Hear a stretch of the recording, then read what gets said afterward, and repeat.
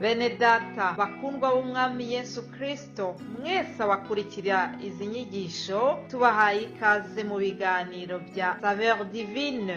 Ibi biganiro mu bitegurirwa n'abavugabutumwa bwiza batandukanye, akaba ari umuhamagaro ugendera ku ijambo ry'Imana byanditse mu gitabo cy'ubutumwa bwiza uko bwanditswe na Matayo ibice 24 umurongo wa 14. Kandi ubutumwa bwiza bw'ubwami buzigishwa mu isi yose ngo bube ubuhamya bwo guhamiriza amahanga yose, nibwo imperuka izahera ko ize. Ibi biganiro mubikurikira ku channel ya YouTube yitwa Saveur Divine. Tubifurije kugubwa neza. Imana Data ari nayo so ibaho umugisha.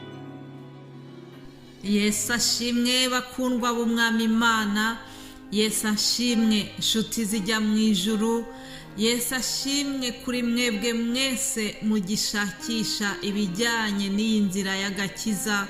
Amahoro ya Kristo nabane na buri wese ukurikiye iki kiganiro cya Saveur Divine. Alleluia. Izina ry'Uwiteka Imana yacu rishyirwe hejuru. Munyemerere tuyishimire kubw'iki cyumweru dutangiye. Rero muzi neza yuko nta kindi tubabwira uretse ibyerekeranye n'ijambo ry'Imana, atari iri jambo ry'uwadutumye. Nta burenganzira bundi dufite bwo kuza kugira ngo tugire icyo twababwira. Oya, ibyo dusangira byose ni ibivuye muri iki gitabo cy'ibyanditswe byera. Munyemerere rero tubanze dusome Zaburi ya 90 umurongo wa 12. Handitse ngo utwigishe kubara iminsi yacu, uburyo butuma dutunga imitima y'ubwenge. Iri ni isengesho Dawidi yagize. Nanjye ndasaba Imana kugira ngo nubwo iminsi igenda yihuta cyane, nubwo tubona hari ibikomeye imbere yacu, ariko reka wowe nanjye dufate icyemezo, tubwire Imana ngo Mana, muri byose utwigishe kubara iminsi yacu. Imana idufashe kugira ngo iminsi yacu yo kubaho kwacu twe kuyipfusha ubusa. Imana idufashe kugira ngo iyi minsi yacu tuyikoreshe iby'ubwenge, ngo dutunge imitima y'ubwenge. Icyama wowe nanjye tugatunga umutima, wa mutima wabikiye ijambo ry'Imana kugira ngo udacumura k'Uwiteka. Uko niko Dawidi yavuze muri Zaburi yindi 119, aravuga ngo nabikiye ijambo ryawe mu mutima wanjye kugira ngo ntagucumuraho. Nguwo umutima w'ubwenge, n'umutima ubika ijambo ry'Imana, maze iryo jambo rigatuma ugenda wigengesereye, kuko uba utwaye iby'ubugingo. Ugenda uzi yuko utagomba kwitwara nk'abisi, ahubwo ukagenda nk'umuntu w'umunyabwenge by'ukuri. Alleluia. Imana rero idufashe. Hanyuma ku murongo wa 14 w'iyi Zaburi ya 90 twasomye nanone hakavuga ngo mu gitondo uzaduhaza imbabazi zawe, kugira ngo tuzajye twishima tunezerwe iminsi yacu yose. Alleluia. Icyampa unyumva buri gitondo Imana ikaguhaza imbabazi zayo. Mu gitondo duhaza imbabazi zawe. Alleluia. Kugira ngo tuzajye twishima tunezerwe iminsi yose. Imana nishimwe cyane. Hanyuma murongo wa 15 nanone umwanditsi akakomeza avuga ngo utwishimishe ibyishimo bingana n'iminsi watubabarijemo. Ndawusubiramo uyu murongo, utwishimishe ibyishimo bingana n'iminsi watubabarijemo.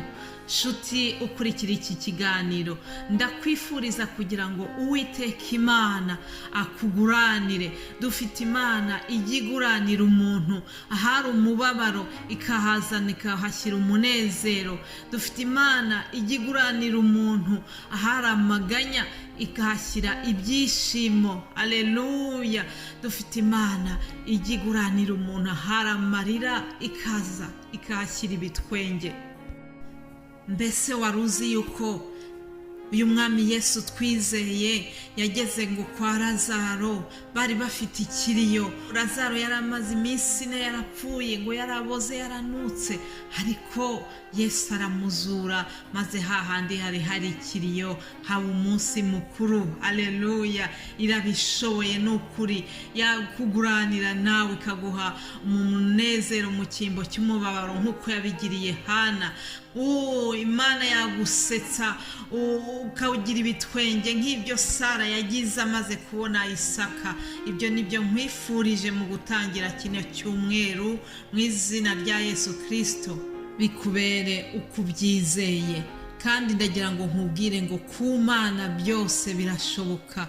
Rero icyama kugira ngo uko ubyizeye aba ariko biza kukubera. Rero ndagushimiye cyane wowe ukurikira ibi biganiro. Buri cyumweru tuba dufite teme nshyashya nk'uko mubimenyereye. Iki cyumweru rero dutangiye tuzaganira ku iri jambo rivuga ngo mbese Yesu yazanywe n'iki mu isi? Niki cyatumye Yesu asiga ubwiza bwe bwo mu ijuru akaza muri iyi si yanduye, muri iyi si y'imibabaro? Niki cyazanye Yesu mu isi? Tuzabona impamvu zose zatumye Yesu aza muri iyi si. Munyemerere dusome ijambo ritoya tubona muri Mariko igice cya 2. Ni inkuru y'ukuntu Yesu yahamagaye Lewi umukoresha w'ikoro. Hanyuma ngo amaze kumuhamagara hari abantu batabyishimiye. Ku murongo wa 16 haratubwira ngo abanditsi bo mu bafarisayo babonye asangira n'abanyabyaha n'abakoresha b'ikoro, babwira abigishwa be bati, mbega asangira n'abakoresha b'ikoro n'abanyabyaha? Yesu abyumvise arababwira ati, abazima si bo bifuza umuvuzi, keretse abarwayi. Sinazanywe no guhamagara abakiranuka, keretse abanyabyaha. Ngicyo icyazanye Yesu. Hano arabisobanuye neza ati, sinazanywe no guhamagara abakiranuka, ahubwo nazanywe no guhamagara abanyabyaha. Yesu yazanywe no gushaka icyari cyazimiwe. Yesu yazanywe no gukiza abanyabyaha. Ibi nibyo yakoze ageze kwa Zakayo. Muri Luka nanone igice cya 19 tuhabona inkuru y'umugabo witwa Zakayo. Rero uyu Zakayo ngo yari umuntu w'umunyabyaha, yari umukoresha w'ikoro, ariko mu murimo yakoraga yajyaga yiba amafaranga y'abaturage. Nuko igihe kimwe rero aza kumva inkuru za Yesu, aza kumva ko Yesu yari kuza guca muri quartier ye, yifuza kumureba. Muri make umwuka w'Imana wari watangiye kumukoraho. Zakayo yifuza kureba Yesu. Reka twumve uko iyo nkuru yagenze. Luka 19 ndayitangirira ku murongo wa 8 kugira ngo twihute. Ngo maze Zakayo arahaguruka abwira umwami Yesu ati, dore databuja, umugabane wa 2 w'ibintu byanjye ndawuha abakene, kandi umuntu wese nambuye ndabimuriha 4. Haleluya! Yesu aramubwira ati, uyu munsi agakiza kaje muri iyi nzu, kuko nawe ari umwana wa Aburahamu. Kandi umwana w'umuntu yazanywe no gushaka no gukiza icyari cyazimiye. Uyu murongo ufate mu mutwe. Umwana w'umuntu yazanywe no gushaka no gukiza icyari cyazimiye. Ngicyo icyazanye Yesu Kristo. Zakayo amaze guhura na Yesu, umutima we warahindutse. Umutima we wajemo gukizwa, wajemo kwihana. Amaze kwihana no kwicuza mu mutima we, afata icyemezo aravuga ati, umuntu wese nari narambuye amafaranga ye nzayamwishyura ndetse nyakube inshuro 4. Haleluya! Ndakeka yuko muri icyo gihe umuntu wese Zakayo yari yarambuye yahise yishima cyane. Birashoboka yuko abatari yaraririye amafaranga bavuze ati, yo, ubonye nanjye yaba yari yaranyambuye. ni ukuri bariya abantu babyungukiyemo. Imana ishimwe. Yesu yazanywe no gushaka icyari cyazimiwe.